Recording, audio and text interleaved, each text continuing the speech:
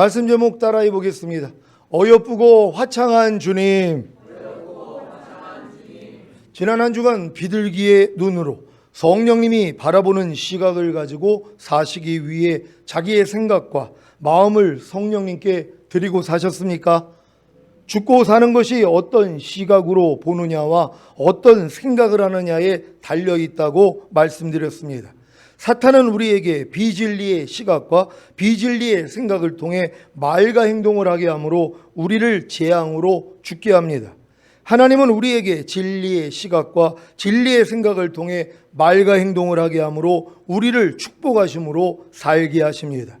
비둘기 같은 눈을 가져 주님께 어여쁘고 어여쁘다는 칭찬을 받은 술람이 여인같이 이제 모든 상황과 환경을 진리를 통해 바라봐야 합니다. 모든 상황과 환경을 진리를 통해 생각하고 진리를 통해 느끼고 진리를 통해 결정하십시오. 그래서 진리의 영이신 성령님이 여러분의 말과 행동을 통해 나타나는 참된 신부가 되셔서 내 사랑아 너는 어여쁘고 어여쁘다 내 눈이 비둘기 같구나 하는 칭찬을 받으셔야 합니다. 그래야 오늘 본문의 말씀과 같은 시각과 생각을 가지게 되는 것입니다. 오늘 본문의 말씀은 내 눈이 비둘기 같구나라는 칭찬을 받은 신부가 신랑에 대한 사랑을 고백하는 것입니다. 이 고백은 비둘기 같은 시각과 생각, 곧 성령님의 시각과 생각을 갖게 된 후에 신부가 신랑을 바라보며 하는 고백입니다. 이와 같은 고백이 저와 여러분의 고백이 되시기를 주님의 이름으로 축원합니다.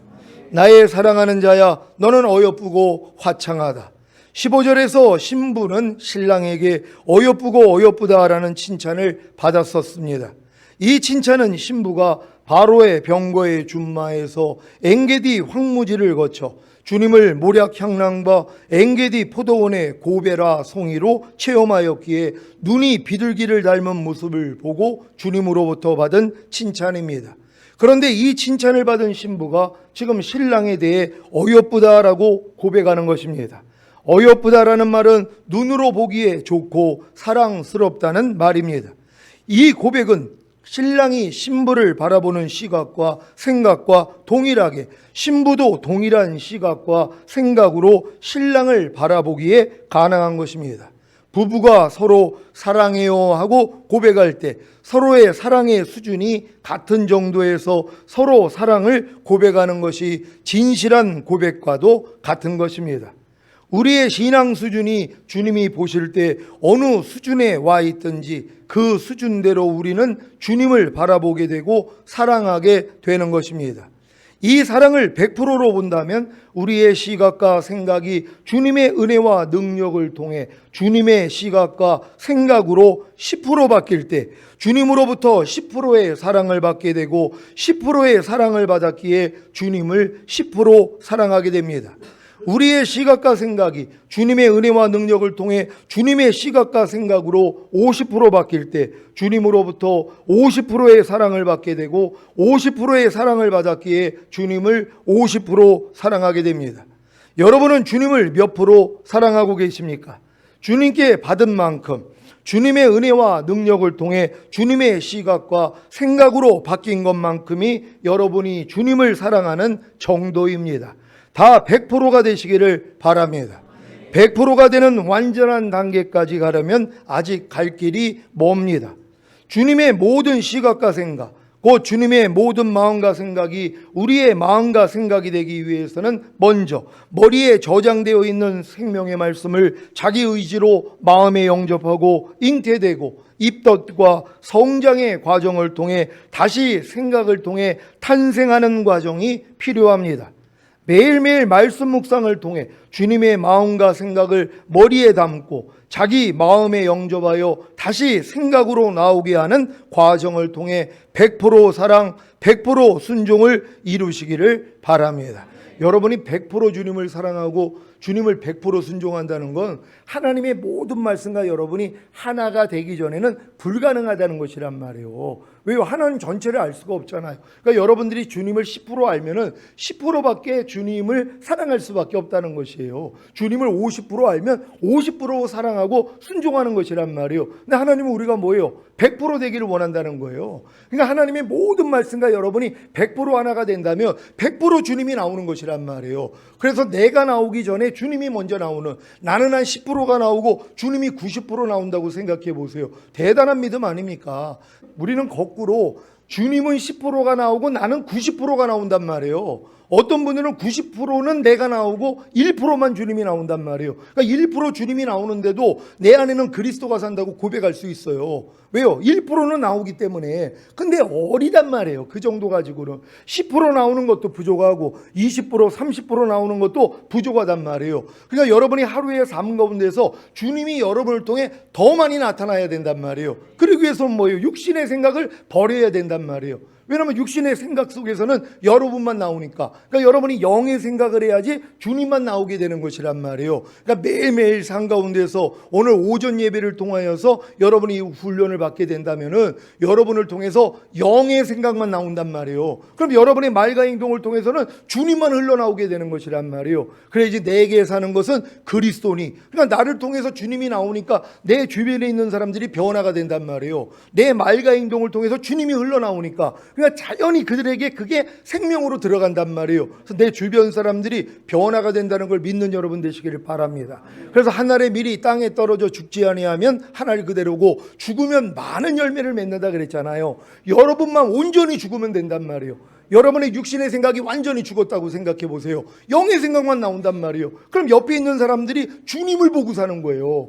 여러분을 보는 게 아니라 여러분 안에 있는 주님을 보는 것이란 말이에요. 그러니까 변화될 수밖에 없잖아요. 그러니까 나 하나 변화되면 되는 것이란 말이에요. 여러분 하나가 온전해질 수 있는 여러분 되시기를 바랍니다. 나의 사랑하는 자야, 너는 어여쁘고 화창하다. 신부는 신랑에 대해 어여쁘다고 고백하면서 화창하다라고도 고백합니다. 화창하다. 여러분께 주님이 화창하십니까? 화창하다는 말은 특별히 날씨를 말할 때 자주 사용됩니다. 맑고 따뜻할 때 화창하다는 말을 사용합니다. 바로의 병거의 준마에서 엔게디 황무지를 거쳐 주님을 모략향란과 엔게디 포도원의 고베라송이로 체험하였기에 눈이 비둘기를 닮아 신랑을 어여쁘게 보는 눈을 가진 신부의 눈에 신랑은 화창합니다. 지금 여러분의 눈, 곧 여러분의 마음에 주님은 화창하십니까? 맑고 따뜻하십니까? 여러분의 마음이 어둡고 흐린 것이 없고 맑은 만큼 춥고 두려운 것이 없고 따뜻한 만큼 주님은 화창하실 것입니다. 이미 주님의 시각, 곧 주님의 마음과 생각이 나의 시각, 곧 나의 마음과 생각이 되면 모든 것이 화창합니다. 오른편 맞으면 왼편 돌리라는 주님은 여러분에게 화창하십니까?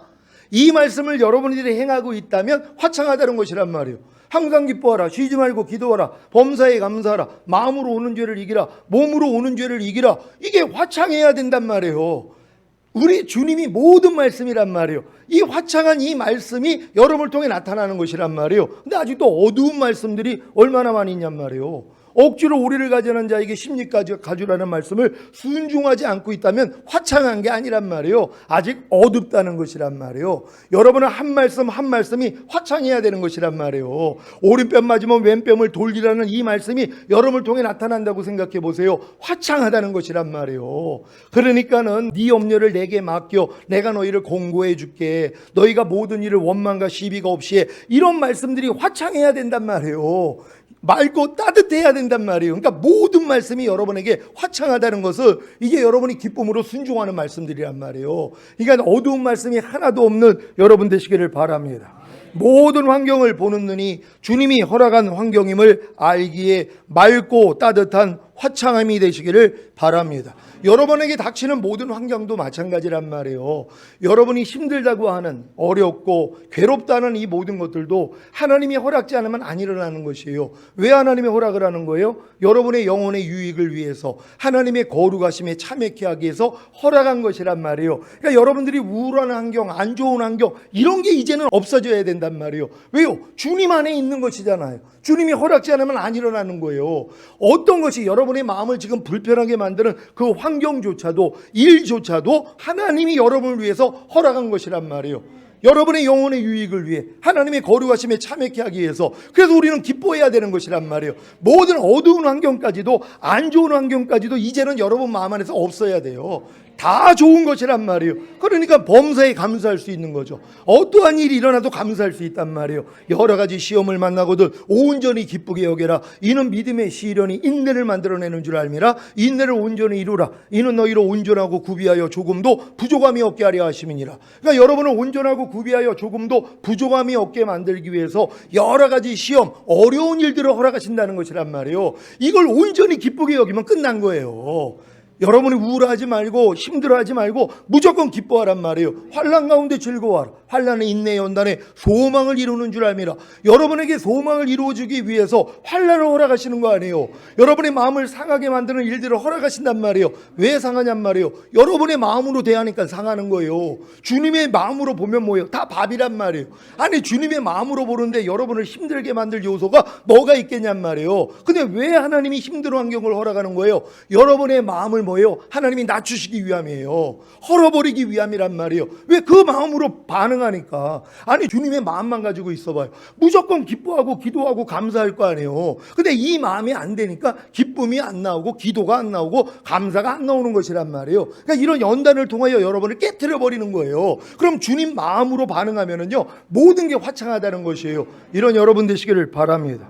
요즘 제 눈에는 흐리고 어두운 것이나 춥고 두려운 것이 잘 보이지 않습니다. 그냥 맑고 따뜻합니다. 그래서 감사가 흘러나오고 찬양이 저절로 나옵니다.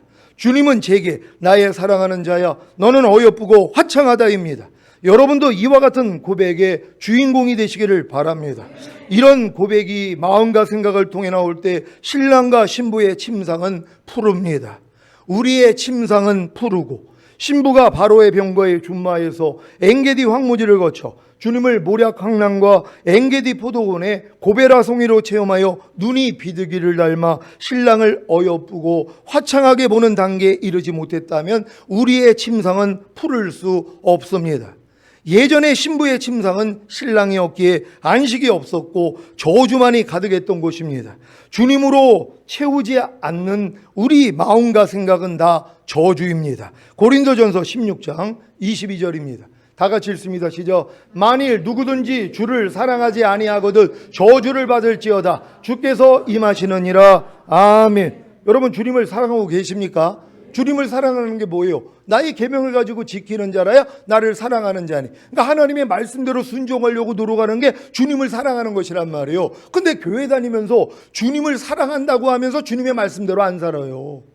하나님의 말씀 하라 하지 말라 버려라 지켜라는 말씀들을 순종하지 않는단 말이에요. 그러니까 뭐예요? 저주받는 거예요.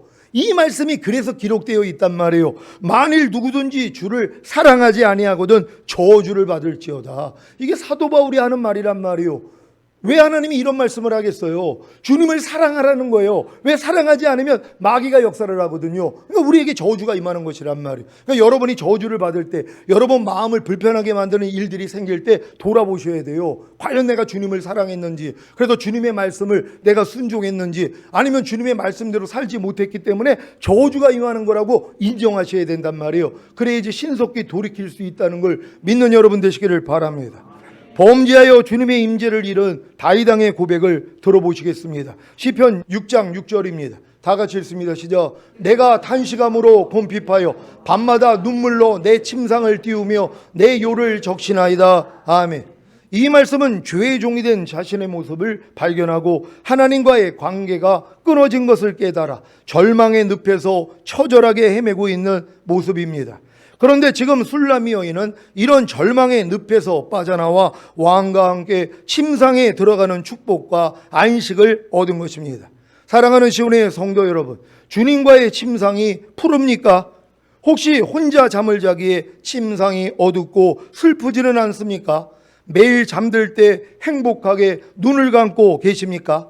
예전에 저는 잠자는 시간을 아까워했는데 지금은 들뜬 마음과 행복한 마음으로 주님을 기대하며 잠을 청합니다.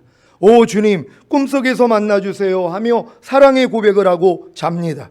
이제는 잠조차도 주님을 만나 사랑하기 위한 도구가 되었습니다. 제가 진짜 잠자는 걸 아까워했어요. 잠잘 시간에 말씀 봐야지, 주님과 교제해야지 이러고 있었단 말이에요. 근데 하나님이 사랑하는 자에게 잠을 주신다 그랬잖아요. 제가 이 잠들면서 주님께 고백하고 자요. 주님 꿈속에서 만나요. 매일 기대하고 자는 거예요. 매일 잠들 때마다 이 기대가 있어요. 주님 꿈속에서 저를 만나주세요. 영적인 꿈을 주세요. 하나님이요. 그럼 얼마나 행복한지 몰라요. 눈을 뜨면은요. 왜? 꿈속에서도 하나님의 사랑을 느꼈거든요. 그러니까 여러분이 주무시기 전에 이 고백을 하고 주무시란 말이에요. 두려워하지 말고 또 이 잠잘 때 또 마귀 새끼가 날 꿈속에서 괴롭히지는 않을까 이런 생각을 하면 마귀가 나타나요. 꿈에요. 이것도 여러분들이 뭐예요? 이미 길이 나 있기 때문이란 말이에요. 왜냐면 안 좋은 꿈을 꿀 때가 있잖아요. 그럼 잠들기 전에 이 두려움을 먼저 가져요. 그러니까 뭐예요? 두려워하던 일이 내게 임하였구나. 욥이 이 고백을 했잖아요. 자식들을 원수마귀를 통해서 이제 다 죽었단 말이에요. 그러니까는 내가 두려워하던 일이 내게 미치었구나 이 고백을 하는 거예요. 이 두려움을 먼저 가졌어요. 자기는 경건하게 사는데 자기 자녀들은 바르게 못 살았거든요. 그러니까 저것들 저러다가 한번 하나님한테 터질 텐데 이걸 두려워했단 말이에요. 그 일이 일어난 거예요. 그러고 나니까 뭐예요? 두려워하던 일이 내게 미치었구나. 자기 탓이에요. 자기가 이 두려움을 쫓아버렸으면 되거든요. 하나님께 기도했으면 됐거든요. 근데 두려워했단 말이에요. 그랬더니 그 일이 일어나는 거예요.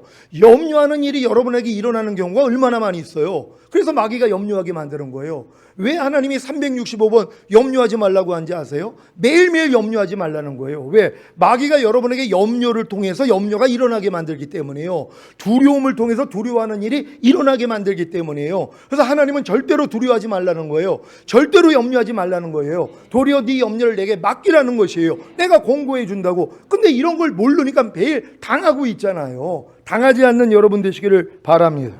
먹든지 마시든지 무엇을 하든지 다 하나님의 영광을 위하여 하라. 아멘. 여러분 잠자는 것까지도 하나님의 영광을 위해 할 수 있는 여러분 되시기를 바랍니다. 우리의 침상은 푸르고 침상이 푸르다고 했는데 왜 침상이 푸릅니까? 시편 23장 1절입니다. 다 같이 읽습니다. 시작. 여호와는 나의 목자시니 내가 부족함이 없으리로다. 그가 나를 푸른 초장에 누이시며 쉴만한 물가로 인도하시는도다. 아멘. 양들이 푸른 초장에 누워있는 모습을 상상해 보십시오. 배가 불러서 배를 내밀고 벌렁 누워서 하늘을 쳐다보는 모습 말입니다. 푸른 초장은 양떼들이 쉬며 배부르게 먹을 수 있는 장소입니다. 예전에 주님이 없는 침상은 공허하고 어둡고 슬펐는데 이제 주님의 마음과 생각을 가진 신부에게는 침상이 푸른 초장과 같이 푸른 것입니다. 주님이 함께하는 침상, 매일매일의 삶에서 주님과 동행한다면 우리의 침상은 푸르고가 이루어진 것입니다. 여러분이 잠을 행복하게 주무시는 분들은 여러분의 침상이 푸르러진 거란 말이에요. 왜요? 주님과 함께 하니까. 주님이 없으니까 적막한 거예요. 그러니까 잠자기가 싫다는 거예요. 그러니까 이런 마음이 뭐예요? 이제 주님의 마음과 하나가 되면은요, 여러분의 침상이 푸르르게 된다는 걸 믿는 여러분 되시기를 바랍니다. 아가 1장 17절입니다. 다 같이 읽습니다. 시작. 우리 집은 백향목 들보 잣나무 석가래로구나. 아멘. 먼저는 주님과의 내적인 관계로 침상을 말했고 이번에는 외적으로 사는 집이 어떠한가를 묘사하고 있습니다. 백향목과 잣나무는 아주 고귀한 나무로 특히 성전을 짓는 데 사용된 대표적인 나무입니다. 열왕기상 5장 1절로 8절입니다. 제가 먼저 읽습니다. 솔로몬이 기름 부음을 받고 그 부친을 이어 왕이 되었다함을 두루왕 히람이 듣고 그 신복을 솔로몬에게 보내었으니 이는 히람이 평일에 다윗을 사랑하였음이라. 이에 솔로몬이 히람에게 기별하여 가로되 당신도 알거니와 내 부친 다윗이 사방의 전쟁으로 인하여 전을 건축하지 못하고 여호와께서 그 원수들을 그 발바닥 밑에 두시기를 기다렸나이다. 이제 내 하나님 여호와께서 내게 사방의 태평을 주심에 대적도 없고 재앙도 없도다. 여호와께서 내 부친 다윗에게 하신 말씀에 내가 너를 이어 내 위에 오르게 할 내 아들 그가 내 이름을 위하여 전을 건축하리라 하신 대로 내가 내 하나님 여호와의 이름을 위하여 전을 건축하려 하오니 당신은 영을 내려 나를 위하여 레바논에서 백향목을 베어내게 하소서. 나의 종과 당신의 종이 함께할 것이요 또 내가 당신의 모든 말씀대로 당신의 종의 삭슬 당신에게 붙이리이다. 당신도 알거니와 우리 중에는 시돈 사람처럼 벌목을 잘하는 자가 없나이다. 히람이 솔로몬의 말을 듣고 크게 기뻐하여 가로되 오늘날 여호와를 찬양할지로다. 저가 다윗에게 지혜로운 아들을 주사 그 많은 백성을 다스리게 하셨도다 하고 이에 솔로몬에게 기별하여 가로되 당신의 기별하신 말씀을 내가 듣고 내 백향목 제목과 잣나무 제목에 대하여는 당신의 바라시는 대로 할지라. 아멘. 집을 짓기 위해서는 터가 있어야 하고 기둥이 먼저 있어야 하는데 여기서는 그 집을 덮고 있는 아주 중요한 제목인 들보와 석가래만 나와 있습니다.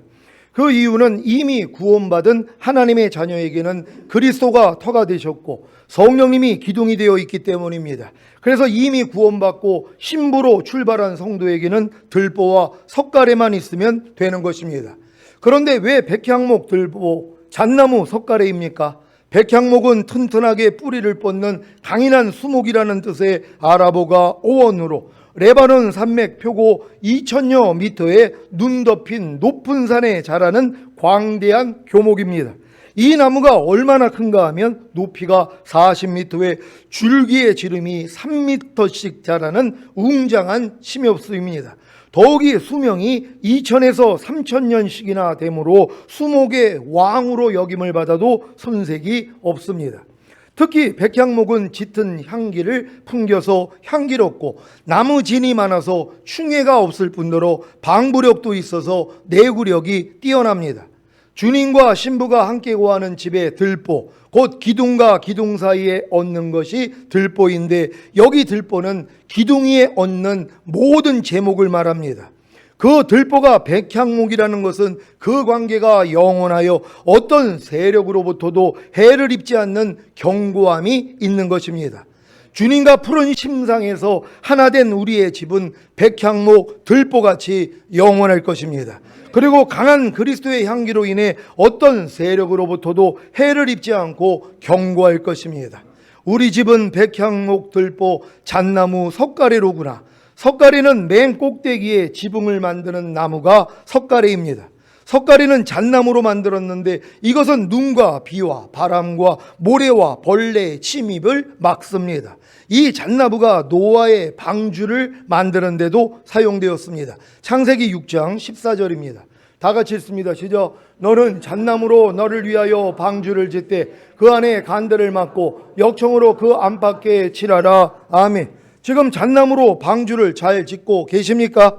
세상물이 들어오지 못하도록 역청을 안팎으로 잘 칠하고 계십니까?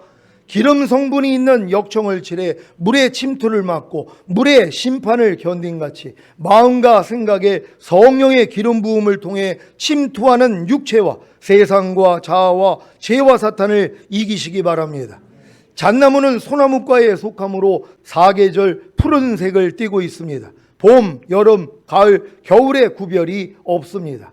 이 잣나무 석가래로 집을 덮는 우리 신앙생활은 어느 때에도 변함이 없어야 합니다. 핍박과 어려움과 환난이 있어도 즐거움과 평안함과 행복이 있어도 마음을 지키며 변치 않는 신앙이 되어 사계절 내내 푸르러야 합니다. 그럴 때 잣나무의 작과 같은 먹을 수 있는 씨앗을 내므로 다른 이들도 잣나무 석가래가 되도록 도움을 주는 신부가 되실 줄 믿습니다. 여러분은 지금 예수 그리스도의 터와 성령님의 기둥 위에 백향목, 들보와 잣나무, 석가래를 얹고 계십니까? 눈이 비둘기 같기에 어여쁘고 화창한 주님을 보고 푸른 침상을 경험한 신부들로 인해 저희 시온교회는 백향목, 들보같이 영원할 것입니다. 그리고 강한 그리스도의 향기로 인해 어떤 세력으로부터도 해를 입지 않는 견고한 주님의 교회가 될 것입니다. 또한 잣나무, 석가래같이 어떤 핍박과 어려움과 환난과 즐거움과 평안과 행복이 있어도 마음을 지키며 변치 않는 신부들로 인해 시온교회는 사계절 내내 푸르러 신부가 되기를 원하는 처녀들에게 씨앗을 공급하여 신부단장시키는 교회가 될 것입니다. 여러분이 지금 가는 길을 주변에 신앙생활을 하는 분들한테 여러분들이 자세히 설명만 할 수 있다면요, 그들의 귀가 솔깃해집니다. 왜냐하면 이런 단계를 잘 모른단 말이에요. 거듭난 성령 세례, 성령 충만, 전인구원, 내주합일. 그래서 결국 주님이 오실 때 첫 열매로 휴거가 되고 7년 대환란 후에 이 땅에 내려와 1000년 동안 왕 노릇하는 이런 여정을 잘 모른단 말이에요. 왜? 신앙이 어리기 때문에. 근데 그들 중에서도 신앙이 어느 정도 성장한 사람들이 있단 말이에요. 이런 분들한테는 이게 기쁜 소식이란 말이에요. 왜냐하면 교회 한 10년, 20년, 30년 이상 다니면은요, 별로 배울 게 없어요. 다 똑같은 얘기를 하고, 뭐 이 교회나 저 교회나 하는 말이 똑같고, 그러니까 별로 관심이 없단 말이에요. 근데 이런 메시지를 들으면은요, 깨어날 사람들이 있는 거예요. 놀라워한단 말이에요. 야, 죽은 다음에 가는 천국이 아니었구나. 주님이 이 땅에 오셔서 통치하는 천년왕국에 우리가 들어가야 되는구나. 아, 마태복음에서 나오는 천국이다. 킹덤 오브 헤븐인 하나님의 왕국이 이 땅에 임하는 거구나. 우리가 여기에 들어가기 위해서는 이기는 자가 돼야 되는구나. 아니, 이걸 아는데 정신 안 차릴 사람들이 어디 있냔 말이에요. 이 일을 여러분이 해주셔야 된단 말이에요. 담대히 천년왕국 복음을 전할 수 있는 여러분 되시기를 바랍니다. 이걸 듣고 몰린단 말이에요. 이제는 때가 됐기 때문에. 우리 교회가 방주가 완성이 됐잖아요. 상중하 3중으로 방주를 졌는데 영혼 몸의 구원인 전인구원과 내주합일까지 우리 교회 안에 하나님이 선물로 주신 것이란 말이에요. 그러니까 이제 부정한 짐승 2쌍씩, 정한 짐승 7쌍, 공중의 새들 7쌍씩 하나님이 뭐예요? 소문만 내면 들어온단 말이에요. 그래서 이분들이 같이 신앙생활하다가 주님 오실 때 같이 휴거돼야 된다는 걸 믿으시기를 바랍니다. 아가서 강의를 듣는 모든 성도님들이 주님과의 푸른 침상을 경험함으로 백향목, 들보, 잣나무, 석가래가 되어 주님이 기뻐하시는 신부단장 사역에 동참하시기를 예수 그리스도의 이름으로 축원합니다. 기도하겠습니다. 오늘 선포된 말씀을 통하여 어여쁘고 화창한 주님, 이제 하나님의 모든 말씀이 여러분에게 어여쁘고 화창해져야 된단 말이에요. 그래서 꺼리는 말씀이 하나도 없어야 돼요. 하나님 말씀만 들으면 그냥 즐거워야 된단 말이에요. 여러분의 마음에 맞지 않는 말씀도 이제 없어져야 돼요. 왜? 여러분의 마음이 주님 마음 됐기 때문에 모든 말씀을 즐거워하는 거예요. 여호와를 기뻐하라. 그럼 마음의 소원이 이루어지리라. 하나님 말씀만 기뻐하면은요, 여러분 그 말씀에 다 순종할 수 있단 말이에요. 이렇게 순종하는 삶을 살다가 주님 얼굴 뵙기를 원합니다. 주여 한번 외쳐 기도합니다.